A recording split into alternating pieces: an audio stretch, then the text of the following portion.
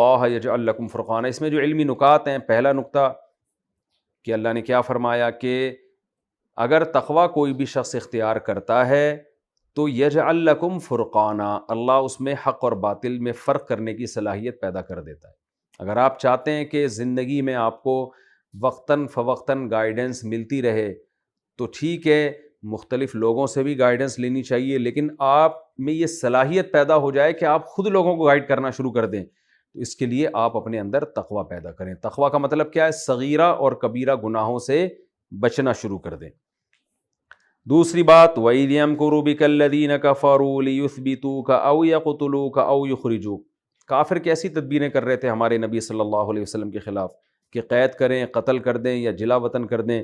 ظاہر ہے وہ پھر جلا وطن بھی ایسی جگہ کرتے جہاں قسمہ پرسی میں زندگی گزرتی، لیکن اللہ نے وہ ساری تدبیروں کو ناکام بنایا۔ تو اس میں اللہ پہ توکل کی بھی ترغیب ملتی ہے کہ بھئی ہم اللہ کے حکم کو فوکس کریں، ناکامی کے نقشوں میں اللہ تعالیٰ انشاءاللہ ہمارے لیے کامیابی پیدا کرے گا، ہمیں مایوس نہیں ہونا چاہیے کیونکہ اللہ کی تدبیر سب سے بہتر تدبیر ہے۔ اچھا، تیسری بات یہاں یہ بھی پتہ چلتی ہے کہ دیکھیں اللہ کی تدبیر اگرچہ سب سے بہتر ہے، لیکن ہم نے اللہ پہ چھوڑنا نہیں ہے۔ توکل کا یہ مطلب نہیں ہے کہ خود ہاتھ پہ ہاتھ رکھ کے بیٹھ جائیں اور بس اللہ پہ چھوڑ دیں۔ جو ہماری سمجھ میں آتا ہے وہ بہرحال ہم نے کرنا ہے، پھر اللہ ناکامی کے نقشوں میں کامیابی پیدا کرے گا، خوب سمجھ لیں۔ کیونکہ نبی صلی اللہ علیہ وسلم نے جو آپ اپنی کامیابی کے لیے اس وقت اسباب اختیار کر سکتے تھے وہ نبی نے کیے ہیں، اور پھر اللہ کی مدد بھی آتی رہی ہے۔ ہمارے ہاں گڑبڑ یہ ہوتی ہے کہ ہم اللہ پہ توکل میں کیا کرتے ہیں کہ ہم اسباب چھوڑ دیتے ہیں، ہم کہتے ہیں بھئی اللہ کرے گا بس۔ یہ بہت غلط کانسیپٹ ہے، بہت غلط نظریہ ہے۔ چوتھی بات کیا پتہ چلتی ہے کہ فضول اعتراض کرنے والے ہر دور میں موجود رہیں گے، نبی کے دور میں بھی۔ اس کو کہتے ہیں نا خام خواہ کی ایک اعتراض چھوڑ کے چلے جانا۔ تو نبی نے بار بار دعویٰ کیا تھا جیسا کلام بنا کے لاؤ، تو اس زمانے میں بعض کافروں نے کیا دعویٰ کیا، ہم بھی لا سکتے ہیں، بس ایسے ہی بیٹھے بیٹھے ہم بھی اس جیسا کلام پیش کر سکتے ہیں، تو بھئی پیش کرو نا، لیکن کیا نہیں انہوں نے۔ تو یہ ضد اور ہٹ دھرمی کی انتہا ہے۔ آج بھی آپ کو معاشرے میں باطل کے حق کے خلاف ایسے لوگ ملیں گے جن کا مقصد اپنا اور آپ کا ٹائم ویسٹ کرنا ہے۔ وہ فالتو قسم کے دعوے اور نعرے اور فالتو باتیں کرتے رہیں گے، کوئی لاجک نہیں ہوگی، کوئی اس کا سر پیر نہیں ہوگا، بس ایسے ہی ایک شرری چھوڑ دینا جسے کہتے ہیں نا۔ تو آج بھی ایسے لوگ موجود ہیں۔ تو اگر آپ کو واسطہ پڑتا ہے ایسے لوگوں سے تو مایوس نہیں ہونا چاہیے۔ بھئی ہمارے نبی کو ایسے لوگوں سے واسطہ پڑا، فضول قسم کے دعوے کرتے تھے اور خام خواہ میں پریشان کرنے کے لیے۔ اب ظاہر ہے لوگوں کے کان کھڑے ہو جاتے ہوں گے نا جب کسی کافر نے دعویٰ کیا کہ میں بھی ایسا کلام پیش کر سکتا ہوں، لوگ انتظار کرتے ہوں گے شاید آج آئے گا، کل آئے گا، آیا ہے نہیں۔ تو یہ فضول لوگ ہر دور میں ہوتے ہیں۔ تو ہمیں اپنے کام میں لگنا چاہیے جیسے ہمارے نبی صلی اللہ علیہ وسلم اپنے کام میں لگے رہے۔ اچھا، پانچویں بات ہمیں یہ پتہ چلتی ہے کہ دیکھیں اس دن اس وقت کافر نے، یہ بہت اہم پوائنٹ کی بات ہے جو میں بتانے لگا ہوں، غیر مسلم نے کیا دعا مانگی کہ اے اللہ اگر اسلام برحق ہے تو آسمان سے پتھر برسا دے، لیکن کوئی پتھر نہیں برسے آسمان سے۔ یہ آج بھی طرز ہوتا ہے لوگوں کا کہ مخیر العقول جسے کہتے ہیں نا، عقل سے ہٹ کر باتیں۔ اسلام آپ کو ڈیبیٹ کرنے کا حکم دیتا ہے کہ آپ دلائل کی دنیا میں بات کرو۔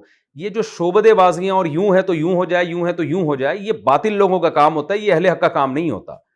کیونکہ اس قسم کی نشانیاں دکھانا، جیسے پیغمبروں سے نشانیاں مانگی جاتی تھی کہ آپ اشارہ کریں اور ایک چشمہ جاری ہو جائے، آپ یوں کریں تو یوں ہو جائے۔ آج ہم نے دیکھا ہے کہ اہل حق بھی اس قسم کی باتیں کر رہے ہوتے ہیں،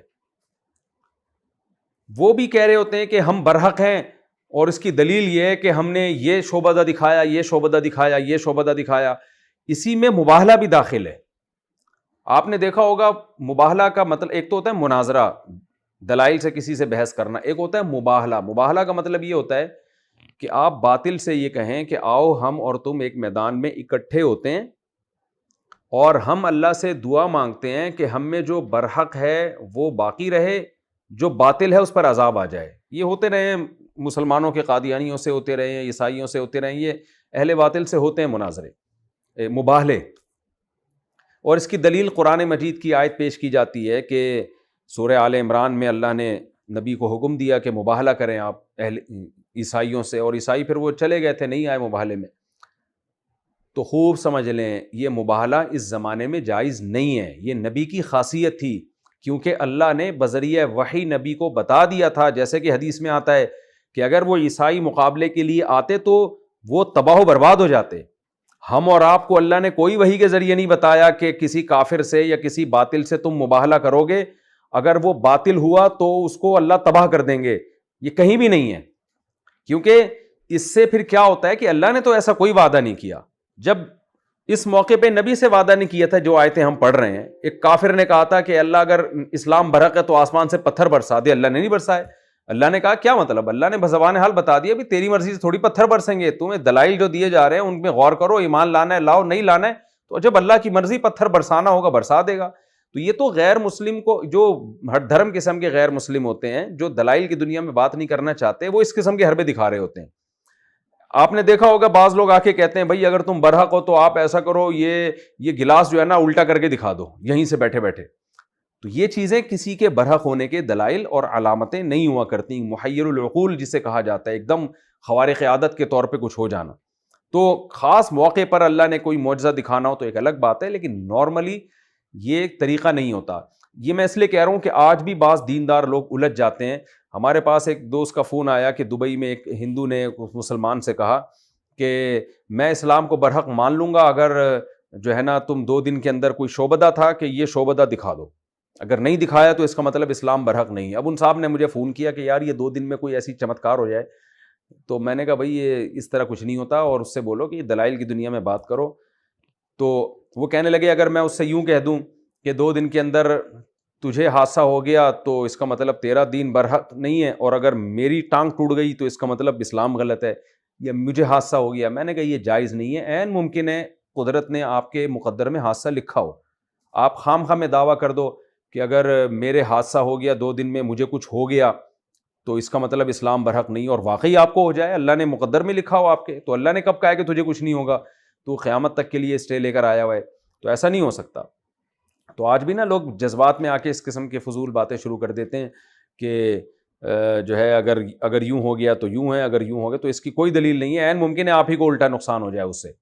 تو ان باتوں میں نہیں آنا چاہیے. ہاں اگر کسی ولی اللہ کو مضبوط الہام ہو گیا، اللہ کی طرف سے بعض دفعہ دل میں الہام ہو جاتا ہے اتنا مضبوط کہ انسان کو اطمینان ہوتا ہے کہ یہ اللہ کی طرف سے ہے، کہ اللہ بتا دیتے ہیں الہام کے ذریعے کہ تم ایسا کر لو تو میں ایسا کر لوں گا. تو ایسے موقع پہ پھر اس ولی اللہ کے لیے جائز ہے. اس کی بھی تاریخ میں بہت سارے واقعات ملتے ہیں، اس کی ڈیٹیل میں جاؤں گا تو پھر بات بہت لمبی ہو جائے گی، لیکن نارملی یہ شرعاً جائز نہیں ہے اس قسم کی باتیں. اچھا یہ علمی نقطہ تھا. اور ایک اور علمی نقطہ اس میں کہ مسجد حرام کی فضیلت، کہ اللہ کہتے ہیں مسجد حرام کے متولی حقیقت میں وہی ہیں، انہی کو حق ہے جو پرہیزگار ہو. تو جو بھی مسجدوں کے متولی ہیں، مسجد حرام تو بڑی مسجد ہے، عام مسجدوں کے بھی متولی نیک لوگ ہونے چاہیے، مینجمنٹ میں نیک لوگ ہونے چاہیے. اور مسجد سے لوگوں کو روکنے کی بھی حرمت معلوم ہوتی ہے کہ اللہ نے مشرکین پر کتنا غضب نازل کیا اس بات پہ کہ تم لوگوں کو مسجدوں میں آنے سے روکتے ہو. تو اگر کوئی جو ہے حج کو بہت زیادہ مہنگا کر کے لوگوں کو حج کرنے سے روکے، عمرے کو بہت مہنگا کر کے لوگوں کو عمرہ کرنے سے روک دے، خامخواہ کی پابندیاں لگا کے روک دے، یا ویسے ہی روک دے، کوئی اس کے پیچھے کوئی بڑی مصلحت نہ ہو، تو یہ روکنا بھی اس میں داخل ہے. مسجد حرام سے، مسجد نبوی سے یا عام مسجدوں سے کسی کو روکنے کی شرعاً اجازت نہیں ہے. یہ اللہ کے گھر ہیں، یہ کسی کی ذاتی پراپرٹی، ذاتی ملکیت نہیں ہے. ہاں کسی مصلحت سے روک دینا ایک الگ بات ہے، لیکن نارملی اس کی شرعاً اجازت نہیں ہے. بہت بڑا جرم ہے. اور حدیث میں یہ بھی ہے کہ آپ صلی اللہ علیہ وسلم نے حکم دیا کہ لا تمنعوا احدا ممن طاف بهذا البیت لیلا او نہارا، کہ جو بھی دن یا رات میں بیت اللہ کا طواف کرنا چاہے، نبی نے حکم دیا کہ اس طواف کرنے والے کو روکنے کی اجازت نہیں ہے. اور آخر میں جو نقطے کی بات ہے وہ یہ کہ دیکھیں کافر اسلام کو ختم کرنے کے لیے، جو اسلام دشمن کافر ہیں، وہ اپنا مال خرچ کریں گے، اور آخرت میں یہ مال ان کے لیے حسرت اور افسوس کا ذریعہ بنے گا. تو ہمیں حکم دیا جا رہا ہے کہ ہم اسلام کو پھیلانے کے لیے مال خرچ کریں. تو ہمیں اپنی آمدن کا ہر مہینے کچھ نہ کچھ حصہ اسلام کی تبلیغ کے لیے، جو دینی مدارس اسلام کی تبلیغ کرتے ہیں اور جتنے بھی تبلیغ کے ادارے ہیں جن سے اسلام کو پروموٹ ہونے کا امکان ہو، ایسی جگہوں پہ اپنا مال ہمیں خرچ کرنا چاہیے تاکہ وہ